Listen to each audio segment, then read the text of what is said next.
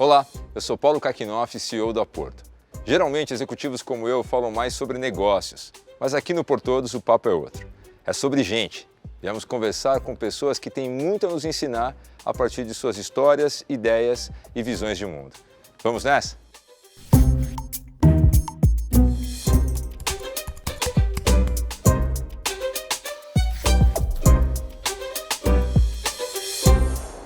No episódio de hoje, falo com uma pessoa que desempenha uma função que é a alma da Porto, o corretor.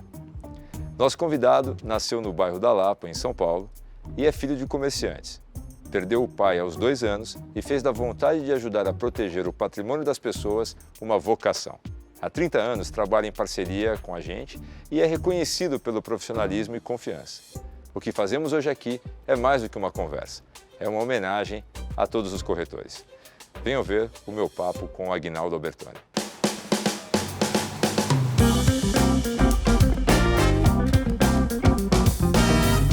Bom dia, meu amigo. Bom tudo dia, bem? tudo bem? Quer uma caroninha? Quero uma carona, sim, Vem cá, prazer. sobe aí. Seja bem-vindo.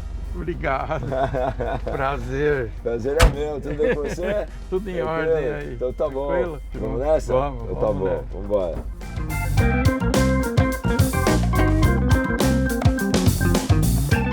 Você já é, pelo menos para o universo da Porto, uma espécie de celebridade entre os corretores. É mesmo, é impressionante como você é uma pessoa tão admirada e querida aqui na empresa, por muita gente. Olha só. Como é que essa história começou? Então, eu comecei, eu caí nesse negócio de seguro com um amigo meu que jogava futebol de salão comigo e ele trabalhava no Unibanco. E ele era corretor, ele montou uma corretora e eu sempre acompanhando, fazia seguro com ele e tudo. Aí ele cismou de morar no interior e falou, não, você vai ficar com a corretora. Falei, como assim? Eu não sei nada, não sabia nada, não sabia que era danos materiais. Do nada ele te falou isso? Nada, do nada. E assim, em uma semana.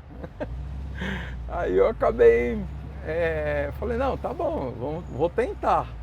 E aí acabei gostando do ramo, o bichinho do seguro picou.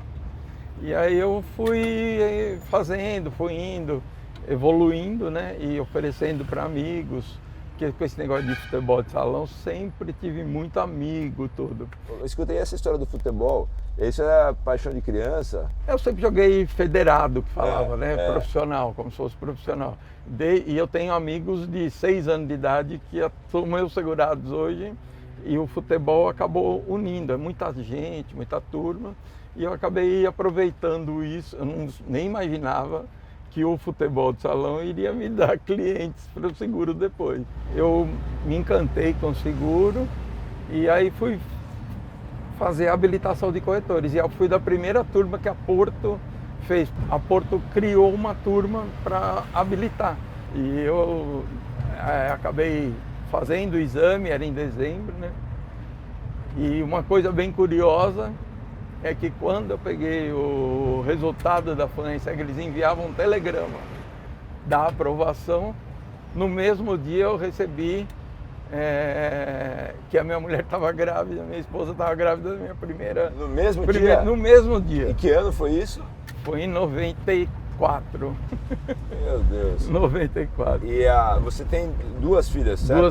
2 filhas, isso. Elas estão hoje casadas, Uma é casada, uma tem 30 anos, é casada, e a outra tem 28 e só namora. Mas você não é avô ainda? Ainda não, tô louco, tô prontinho para ser avô, mas ainda não foi. O nosso negócio é de oferecer proteção contra o imprevisto. A única certeza que a gente tem é que o imprevisto vai acontecer. Né? É um negócio de cuidado. Você que está, de alguma forma, então, ao vender seguro, cuidando de um monte de gente. Quem cuida de você? Minha família. Você se sente cuidado? Muito cuidado. E, assim, a verdade cuidado e admirado, né? Isso que eu acho importante. Eu tenho alguns amigos meus que falam que trabalham, são tiveram sucesso, tudo, tal, mas a família não reconhece. Então não adianta, você trabalha para quem?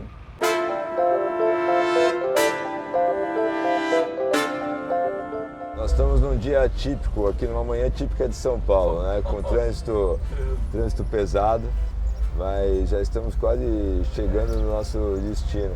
Você faz alguma ideia de onde a gente está indo? Olha, eu percebi umas coisinhas lá, mas então essa era outra coisa que eu queria te falar.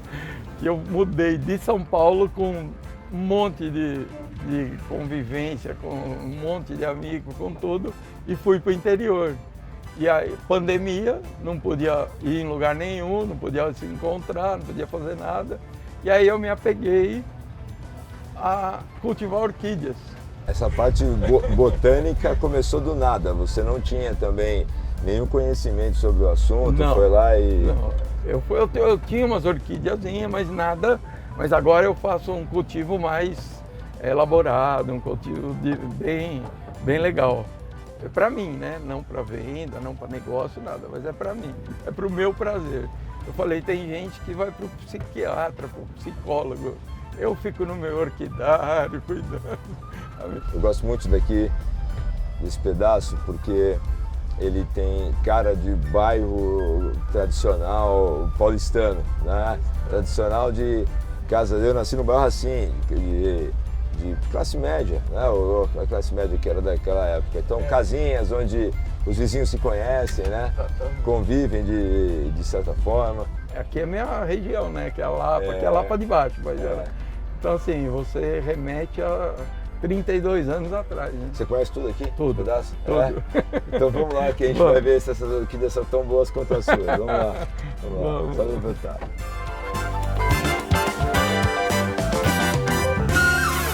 Bertoni, você gasta não, né? Investe, que você me falou que é uma terapia para você.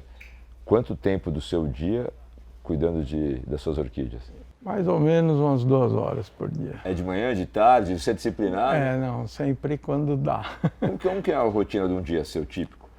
Eu acordo cedo, né? No interior a gente acorda cedo, dou uma caminhada de 1h30 com a minha esposa e aí quando está muito calor, eu volto, dou um mergulhinho na piscina e aí vou trabalhar um pouco.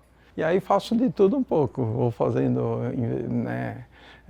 A minha esposa que faz arquivo, essas coisas, e eu vou mantendo o WhatsApp, né? O seu orquidário é parecido com esse aqui? Não, é menor um pouco, mas é menor. É que ele é profissional, né? O meu é amador. Mas o que precisa ter para um orquidário ir bem, funcionar? Essa tela de sombreamento tem que ter, porque a orquídea gosta de sol mais filtrado, senão queima a orquídea. E aí tem que ter irrigação, né? E você tem que adubar cada 15 dias. Tem gente que aduba cada semana. Eu faço cada 15 dias.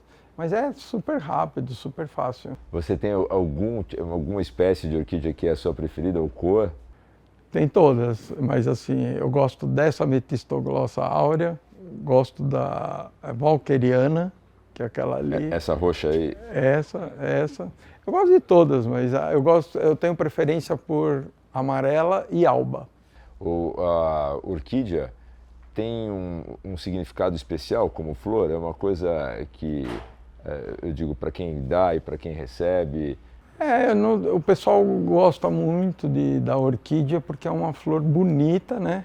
E ela é duradoura. É diferente de um buquê de rosa que logo murcha. A orquídea, se você cuidar, ela vai durar para sempre. Eu imagino que quando você ganha uma orquídea, logo que a flor se vai, as pétalas caem, se imagina que está morta a planta. Ela não morreu, então... Pelo contrário. Você tem que... Aí sim que a gente brinca, né? Que a gente tem que cultivar a raiz. Não é a flor, nada. A flor é consequência. Você cultiva a raiz, que é a boca dela, a boca da orquídea é a raiz. Se ela não tiver raiz, ela está morta. Mas ela se alimenta tudo pela raiz. Então você tem que manter... A orquídea me cativou também por causa disso. Eu sempre fui muito agitado, essas coisas, trabalho, você sabe, né? E ela me fez aprender a ter paciência. Você tem que cultivar para depois ver flor. Você é daqueles que chegam no nível do relacionamento com a planta que acredita que se você está num dia ruim, não vai fazer um bom trabalho com a planta? Não, eu converso muito. Eu acabo conversando. Sobre o que vocês falam? Eu sou um coach das orquídeas. Eu tento dar um ânimo para elas.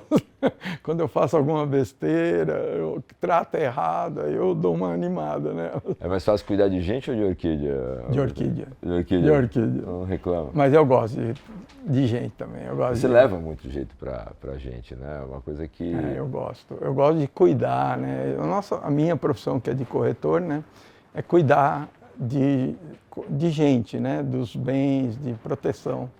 E a orquídea é cuidar dela mesmo, né? Então é um ramo que tem uma ligação, né?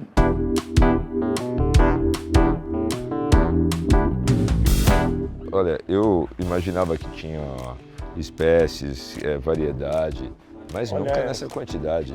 É muita incrível. espécie, é muita. Incrível. Essa combinação de carpa com orquídea é só ornamental ou tem alguma utilidade? Tem, isso aqui é a umidade ambiente. A orquídea gosta muito dessa umidade ambiente.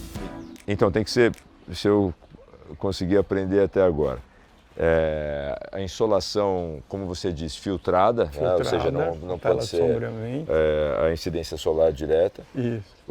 Umidade. Umidade ambiente, porque não é só você regar a orquídea, essa umidade ambiente, ela também se alimenta. Perfeito. E adubar? Adubar, aí tem replante, que é trocar de vaso quando fica pequeno. É um trabalhinho. Vamos lá, vou te seguindo aqui. Vamos. Como é que eu sei, olhando para uma orquídea que não tem flor, se ela está bem, se ela está saudável? Raiz. Sempre é raiz. A raiz é uma coisa, é a boca da orquídea. Ela se alimenta pela raiz. E um outro sinal que ela está perfeita, brotação. Ó. Aqui e ali, ó. Quando ela tem brotação assim, ó, e muita raiz, é sinal que ela está perfeita. Está sendo um ambiente onde ela gostou da iluminação, o adubo, tudo. A minha mulher não vai acreditar quando eu chegar em casa com toda essa informação, essa sabedoria. É. Quanto tempo leva até a primeira floração, se você pegar da semente? Em média é de 4 a 7 anos. Para a primeira? Para a primeira floração. É por isso que os orquidários, a orquídea tem um valor agregado alto, porque é muito tempo de cultivo para vender florida. Entendeu? Tem orquídeas de 100 mil reais, tem todo o valor. Possivelmente, até porque você me disse que é teu desejo e aparentemente da sua filha, do seu genro também, de terem filhos e você se tornar avô. Com o teu neto de 15 anos, te pedir ajuda para navegar numa sociedade que está tão dividida, tão polarizada, com baixa capacidade de diálogo, de conversa, o que você vai dar para ele de conselho? Se eu conseguir, eu vou dar conselho de que, porque a criança, você não adianta você não dar atenção, não fazer nada e com 15 anos, senta aqui, vamos conversar. Alguém já adotou. Tem que fazer desde quando está na barriga, eu troquei fralda, dei banho, fiz tudo. Na minha época era meio, 30 anos atrás não era normal. Nem era muito bem visto, numa sociedade bem mais machista do que a gente vive. Eu fui em todos os ultrassons das minhas 2 filhas. Primeiro banho, sempre dei banho, sempre fiz tudo. Só não dei de mamar porque não dava. Mas troquei fralda, fazia de tudo. Então, assim, eu acho que a criança você vai tendo ela perto desde a barriga. Então tem que ir sempre conversando, dando atenção. Com 15 anos não adianta você, só com 15 anos. Tem que dar essa atenção. Mas eu acho que, assim, o mundo não é o mesmo de quando eu era criança e nem poderia, porque o mundo vai melhorando em muitas coisas. E a pessoa é que tem que saber o que é o melhor para o seu filho. Você tem esse sentido. Nem sempre consegue, mas que é o ideal eu daria. Se eu tiver neto, eu já falei, cuidar eu cuidei de 2. Se eu tiver neto, eu vou só brincar. Bertoni, muita gente se move na direção da proteção de diversas formas, né? O seguro, inclusive, é uma dessas formas. E a motivação pode vir, o que é um sentimento comum, presente e inerente ao humano, que é o medo, né? Você tem medo? Você tem medo de muitas coisas? Tive medo de não conseguir ver minhas filhas crescerem, né? O meu pai faleceu, eu tinha 2 anos. E eu tinha um irmão mais velho, que eu te falei, e ele que foi meu pai de parte prática, né? De levar para jogar bola, de ensinar a dirigir.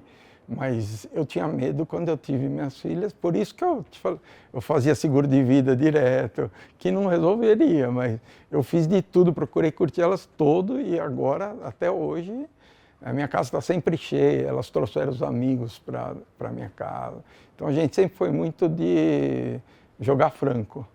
Eu prefiro ter elas perto de mim, com todos os amigos. Ah, mas dá muito trabalho. Não, trabalho eu tenho depois para descansar. Eu tenho tempo para descansar hoje.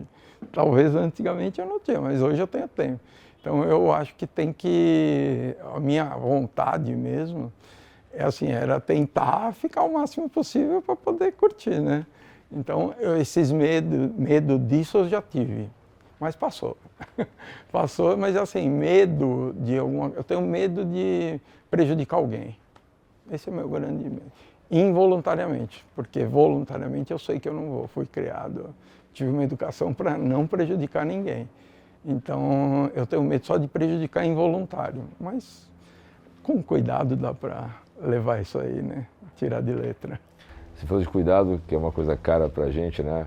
Eu quero te agradecer pelo cuidado que você tem com as nossas orquídeas, que são os nossos clientes comuns, né? E que você cultiva, cuida tão bem há tanto tempo.